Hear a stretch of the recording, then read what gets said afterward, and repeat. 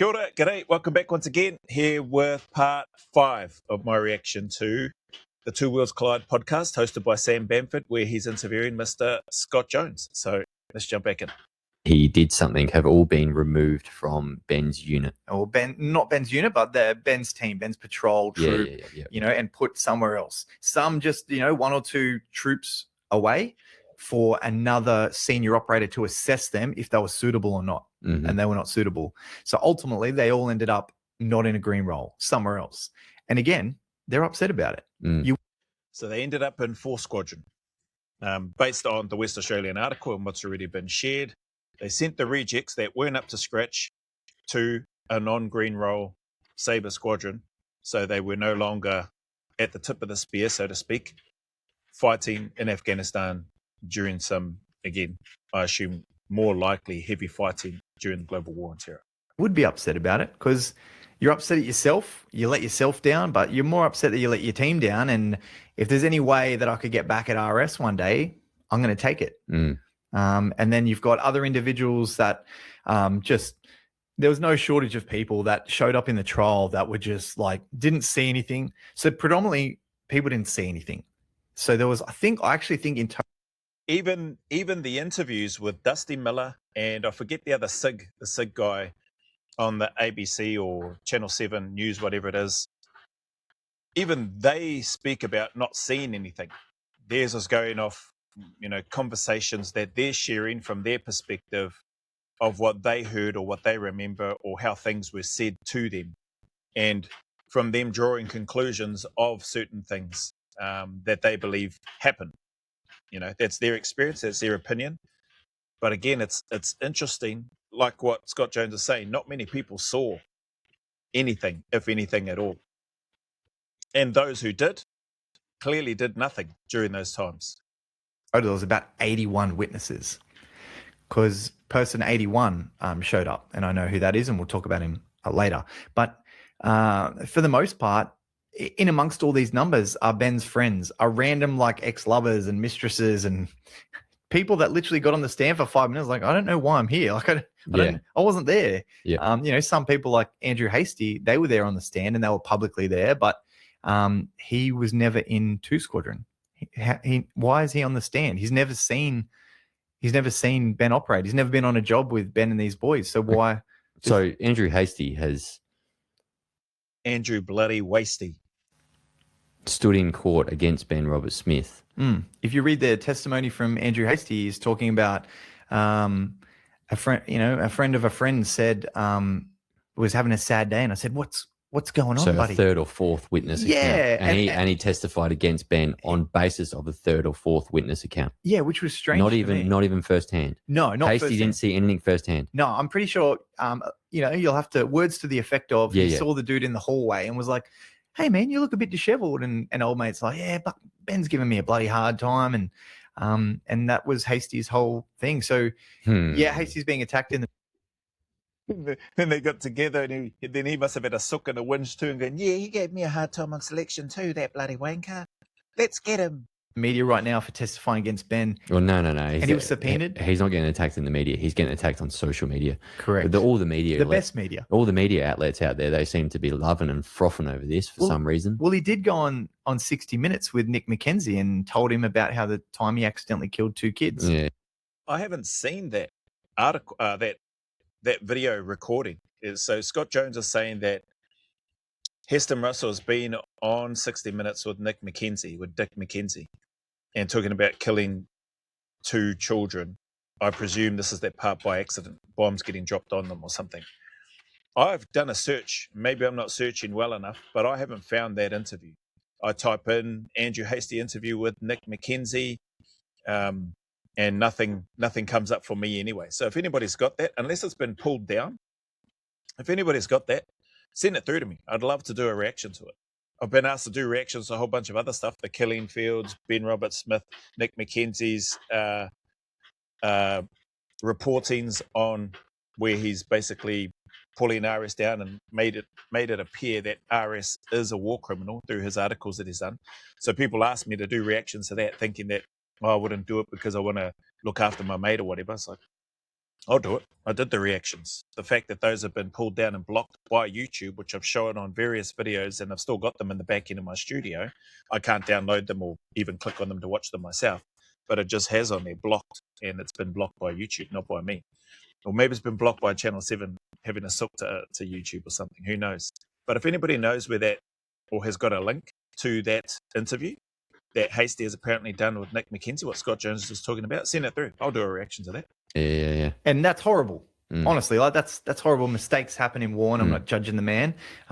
He obviously took it very rough. He was crying on national TV, but to then chip someone for war crimes after you killed 2 kids with a hellfire, bit rich. That'd be like me coming out and saying, "Oh, you swear too much, brother." After me dropping the C-bomb for an hour on your podcast. It's like the popcorn. It's the popcorn kettle black. Yeah. Because I believe like accidentally killing 2 children is maybe a war crime. Yeah. But anyways, so then this sounds like it, eh? I mean, accident or not, something like that happens, you would expect from an apparent leader, a troop commander, which Hasty was, a captain. You would expect, well, I don't know if you'd expect, but you'd think that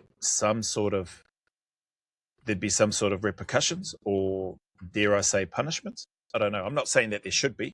I like what Scott Jones said. He's not judging the man. Accidents in war do happen, much like, Americans have done, the Air Force, sadly, have had blue on blues and killed a number of their own troops and forces at times, not intentionally. That may be a little bit different to killing innocent people, but the point of that being is that sort of stuff has happened as well, in terms of probably, dare I say, a number of various militaries having accidentally killed genuine innocent civilians. So yeah, I don't know what's happened in those cases, if anything, but sounds like in the case of Andrew Wasty, sounds like nothing's happened in terms of any sort of punishment or repercussion, or even that being brought to light. So if he's been on national television crying about it, again, I haven't seen it. This was going on and on and on. And then, so I think it's probably then important. So now everyone's realized that after I did another podcast that maybe these witnesses are not as reliable as what everyone thinks they are. Because that was the biggest pushback last week when everyone kept saying to me, but 21 witnesses. No. And, I knew from, I didn't even think it needed to be addressed, but it did, because there's a lot of people out there that really want to see Ben Roberts-Smith go away. These Australia hating left-wing commentators, they hate us. And they want to see the destruction of our national pride, and they want to get Ben. They want to see Ben behind bars for life. Yeah. All these. Man, what I would say, thought that comes to mind for me, right? Like, if the power rests with the people within whatever country you're in, apparently it's the people that vote these parliaments, governments into power, with the intent that, and the understanding and or the mindset and thinking that those voted into power are going to be working in the best interests of the people as a whole. Man, if I was a Defence Force member and something like that is happening or has happened, and soldiers are feeling like that, I feel like I would be tempted to not cause a riot, but try to encourage a protest, peaceful protest, whereby all the soldiers across, in this example, the ADF, just down tools, not doing any work, not serving this country, not going away to deploy. What are you going to do? Charge me? You're going to court-martial me? Like, you're going to put all of us into a military prison, are you? Who's going to look after your country? Like, having a peaceful protest, bring backsides to the table, sit down and have a chat about it in terms of what the discrepancies are, or what the issues are. And yes, some of those may be discrepancies, and then look to talk that through. One, why is RS and Oliver Schultz the only 2 that are at this stage being charged and arrested with war crimes? Why were changes to the war crimes list of things in 2024 changed? Why are there not leaders, hierarchy, chain of command, who should have been aware, not being investigated? And if they're not investigated because they weren't aware, why are they not aware? Are you saying that Corporal Ben Robert Smith and Trooper Oliver Schultz were running the whole of the Afghanistan war campaign, were they? So no other leaders that were there knew anything of what was going on. They were just there, collecting a paycheck, getting a bit dusty and dirty and doing nothing. So there needs to be much deeper and more detailed investigation looking into it. And man, if you want your defense force with China right on your doorstep to be looking after you, those cowards that sit back in Parliament House that do nothing but throw stones and work in cahoots with the publicly funded media who just seem to abuse the money that they receive from the public, the tax-paying Aussies over there. Imagine if not even just Defence Force, imagine if, the good Defence Force soldiers all chose to strike and attend their local government in protest, in a peaceful protest. Imagine if all the first responders chose to strike in support of this. Again, what's going on here? Like, Labor, you are ripping us off. The Labor government in Australia, the things that you're doing just don't add up. We've got all this crime and stuff, but you're looking to come after people and send them to jail for not paying their parking fines and that sort of thing. It just seems really sad to me as a dual New Zealand and Australian citizen to see and hear what's going on in Australia. Imagine going further and further afield, inviting all the educators, inviting all the healthcare professionals, inviting all the truck drivers, inviting the agriculture mob and everybody else, like mums and dads, students that are old enough to vote, just having all of those that have that ability, that power, that influence, Australians, and just saying, let's protest this, let's just down tools, and we're not doing any work, we're not producing, we're not providing, we're not doing anything until this government either gets booted out, and or how about this, either all the charges against RS and Oliver Schultz and anybody else that has been investigated at this stage all get dropped. So the other, I think it was 53, 39 have been dropped so far, if I remember correctly. So whatever's left remaining as part of this OSI, that those get dropped. And or if you're not going to drop them and you're going to continue to push it because you want to see justice done, then okay, keep the investigations on RS, on Oliver Schultz, on the remaining out of the 52, which 39 are dropped, and then whatever's left. Then make sure you include those that have received immunity. They shouldn't receive immunity. If they've played a part in what is deemed to be a war crime, and they have actually executed people based on their allegations that they've spoken about, they should be held to account. If it's life for a war crime and that's what they've committed, then that's what they should get. Like anybody else, like RS or Oliver Schultz, if that's the line that they're going down. Further to that, all the leaders that were in country during those periods of time, that were in senior command positions, should all be getting looked at as well. Interrogated, grilled, what did you know? Who told you what? And then get all the other operators that were there, if they were all feeling this way, or if there were a number of them that felt like the wrong things were being done, get all their statements. Who did you report it to? What did you do about it? Etc., etc. And just go through everybody with the same fine-tooth comb. If it's going to take more money, or well, you're already blinking destroying the Australian economy and the hardworking Australians by taking all their tax money and feeding it into paying hush money for the media, feeding it into your ad campaigns to do non-English first home buyers campaigns for people.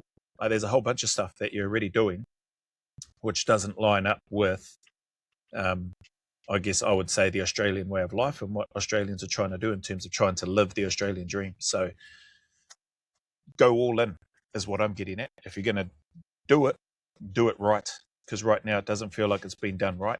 How can you have the Brereton report exempt leadership from being investigated into these war crime allegations and then say because they wouldn't have had sufficient oversight or they didn't know what was going on? Again, begs the question, what the hell were they doing there if they had no idea what was going on? So, yeah, it's probably a bit of a rant, but hopefully it makes sense in some small way. It does in my head, but I've got a simple mind. But with that, I just personally, I believe there's a massive amount of power in that. Imagine vast majority of your country that produces, that provides, that delivers, all that sort of thing, that responds, just go, nah, there's something wrong here. Like, you guys are going, like, you're not doing the job properly that you say you're doing. And if it means it's going to take longer, well, then so be it. Let it take longer, but do the job properly if you're going to do it properly. Otherwise, my take, if Australia was to strike a peaceful protest, then drop all the charges. So drop all the charges or do the investigation fully across all levels in regards to these war crimes, even up to members of parliament, like the ROE that was approved and signed off. Like, there's a whole bunch that just doesn't seem to be making the news, that people seem to have been able to just conveniently sidestep and not be caught in the crosshairs, like RS, Oliver Schultz, and whoever the other remaining people are that are still on the list of the OSI. Even look into that twat Brereton. So he resigned from his National Anti-Corruption Commission position, the inaugural position I think he held, whatever that role was for him, because he was being investigated for potential corruption. So he resigns, and then whoever the senior justice person is says, oh, we won't be carrying on with that investigation because it will be too costly. Like, that just does not make sense. And because he's resigned, it will be too costly to carry on. I think it was words to the effect that I read. Well, does that same logic apply to RS, who resigned from the military and out of the regiment? Does that same logic apply to him? He's resigned, so why do you carry on with the investigation and these allegations that have been made against him? So just all these double standards just seems really off. And if Australia, my last part, if Australia is really genuinely upset with Labor, strike. Like, just everybody get together, go to your local, gather in one place if you need to, or go to your multiple different places across the country, wherever the Parliament houses are or wherever, and strike together in solidarity in regards to the rubbish that the Labor government is doing there. I think there'd be a massive amount of power in that. Whether or not, people are in positions to do that, I understand. Not everybody may be in a position to do that. But for the sake of the country, which to me appears to be getting run into the ground and appears to be taken over by foreigners, the people that aren't Australians, you see enough of that in the non-mainstream media. Just, when is enough is what I would say. When has it gone too far for Australia, is my take anyway. Anyway, let's carry on with this. All these people that have never seen a day of action in their life, they've probably never been in a fight, to be honest. Yeah. Let's be honest about it. They've probably never been in a fight and they want to see him behind bars. But the biggest case that they came out and said, there's 21 witnesses. And it's like, well, no, it's not what you think it is. No. It's not. And every one of those witnesses saw a different piece of the puzzle. So the judge is trying to put it all together. No one was there on every single job, every single allegation. That's just not how it works. One dude was there in 2009 and another dude saw something in 2012. Hasty heard something in a hallway about the 2009 incident. And, it was all just like pieced together. But ultimately the judge decided that there was enough evidence there for Nick McKenzie and Chris Masters to be able to write an article about it. That's crazy. Like, the years and the gaps in between Hasty's witness testimony. If he heard something in the hallway of 2012 or 13, and if he's still in the regiment, what's he doing about it? Who's he reporting it to? What's the follow-up within the regiment? What chain of command is he going through to look to try to support one of his disheveled operators that he bumped into, had a heart-to-heart emotional conversation with that person or persons? What is he doing as the captain, as the troop commander, as a leader, supposedly, to follow that up whilst you're in the regiment? Like, there must be, if he did anything, there must be a record of it, right? He would know, and he'd be able to name who he spoke to. Which OC? Did he speak to his OC? Did he go and speak to the 2 Squadron OC, who are majors, so there would have been senior ranks to him as a captain? If he got nothing there, if he got pushback even, did he note that? Did he record it? You'd think that you would. Keep a little diary or whatever. A voice recording. I met with Major so-and-so, explained the situation based on what I'd heard. I received nothing back, no support, I was dismissed, whatever. I went to the RSM, I went to the CO. You'd think he would have done something about it, but it doesn't seem like. It seems like he's just sat on his hands, wants to continue to work his way towards whatever political career I guess he's aspiring for and is now in, and then calls out the regiment as a whole. Like, I'd want to know, so hence to my earlier ramble before, investigate this thing fully. What did people do? Who was made aware? Who communicated what and when? And what was the response by those higher-ups in terms of following through, if they felt that it needed to, etc. Like, there's questions that need to be asked, and there are answers that only people at other levels, not the dizzying heights of trooper and corporal, can answer. And those that are at those senior levels should be and need to answer those, in my opinion anyway. So hence my comments about the strike and stuff. And, to be honest, like, I don't know much about the legal system, but that makes sense to me. There wasn't enough to say he committed war crimes and he did all these things and he should be prosecuted. It was like, this is my understanding of it, that the journalists had enough to write an article about it because all these sooks in the SAS came forward that hated Ben and colluded together and got together and went to see their RSM. And that, why didn't these allegations come out in 2009 when this first allegedly happened? Why the day? Thank you, Scott Jones. Thank you. And the description of the sooks, those handful of sooks within the Special Air Service at the time, who got given the arse from 2 Squadron and got sent to 4 Squadron because they were too trucking useless to serve as an operator within 2 Squadron, to go and do the war fighting and the green roll stuff that was required because they were deemed incompetent and a risk to the safety of the other operators, to their teammates. That's how I'm wording it. I don't know that those were the words that would have been put down, because I would assume that if that type of wording was used in relation to those sookie bubbas that got sent to 4 Squadron, they should have been given the arse from the regiment, not just from 2 Squadron. That's my take. Like, if you can't, and if you are deemed not suitable to be in a warfighting role within the SAS, what are you doing there? You can sit back and argue all you like and say, oh, we're not a warfighting role, blah, blah, blah. Yes, you are. Like, there's point of the spear, tip of the spear operation stuff that needs to happen. There's some hearty work that needs to happen in that space.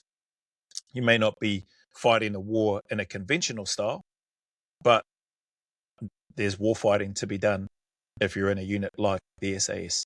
And if you are deemed not suitable or incompetent or unable to perform at that level to be able to do that work, well then, car keets, mate. See you later. Like, you should be RTU'd, as I've mentioned in other videos, returned to unit, back to where you came from. Maybe you're better suited back to where you were.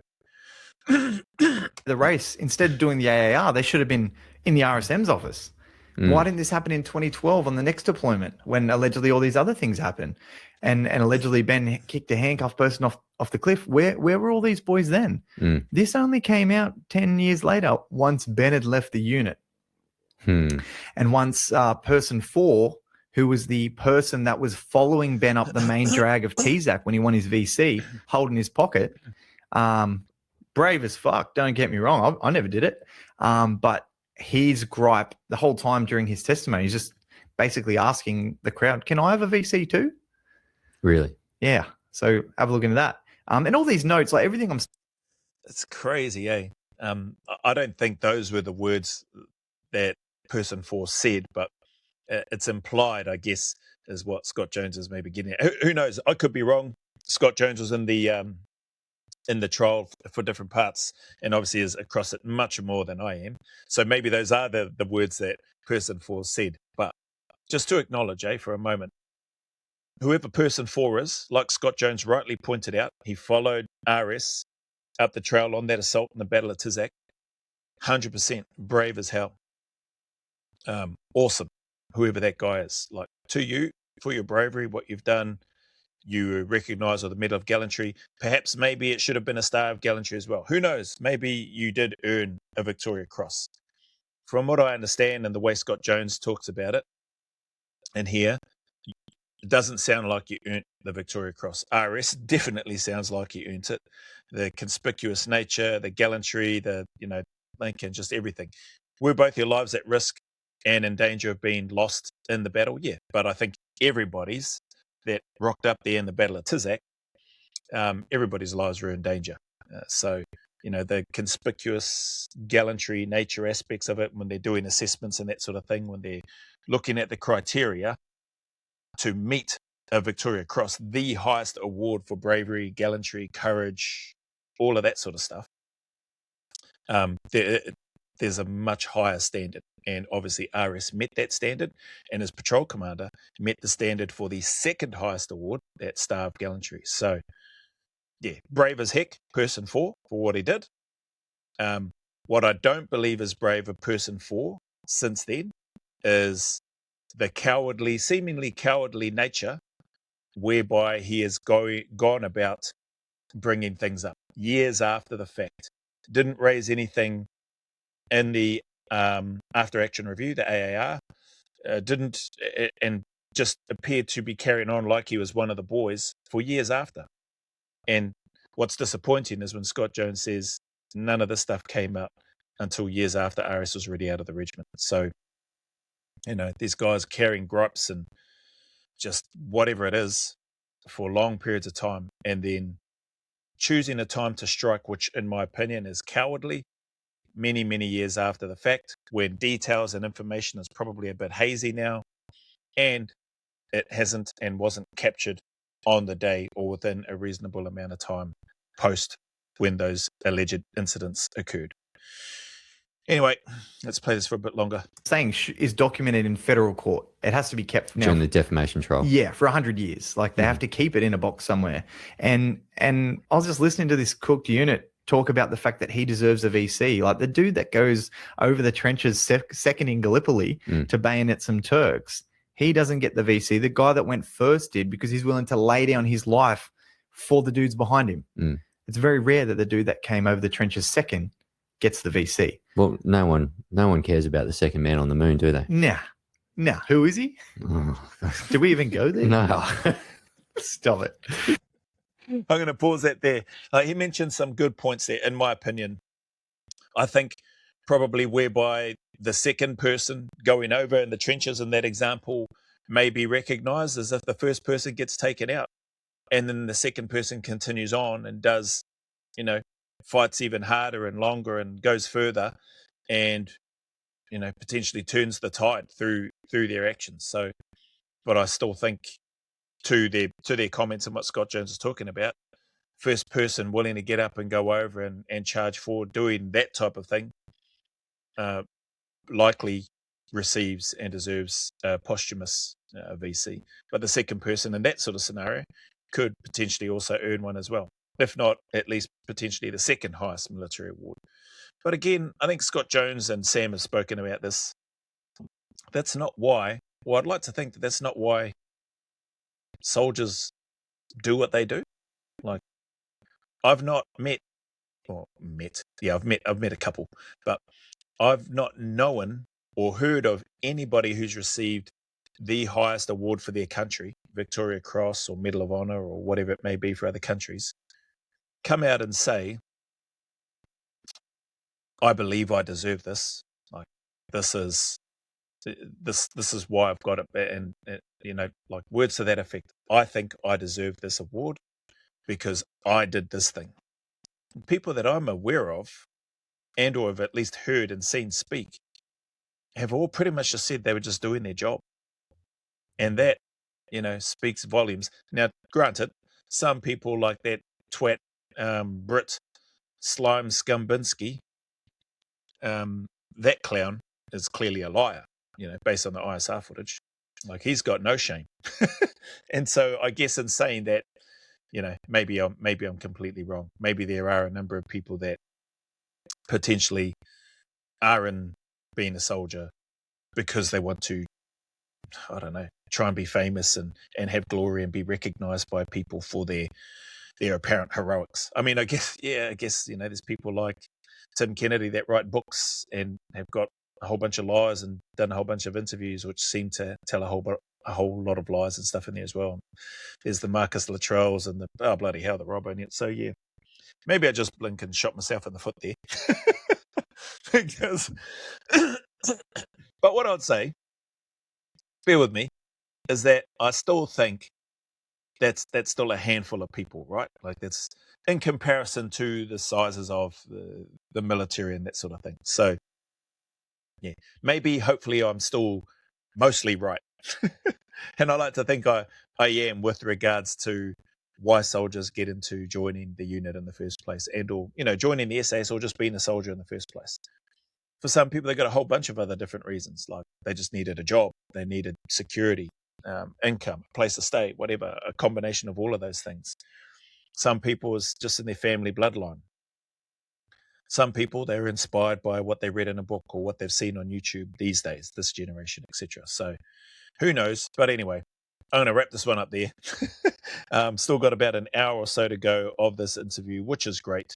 Again, I'm doing this reaction because the live reaction that I did to this over a series of them has been blocked. So I've been trying this way, doing the reaction, how I've been doing a whole bunch of other reactions, changing a few things up on the screen, and then hopefully the what's the name?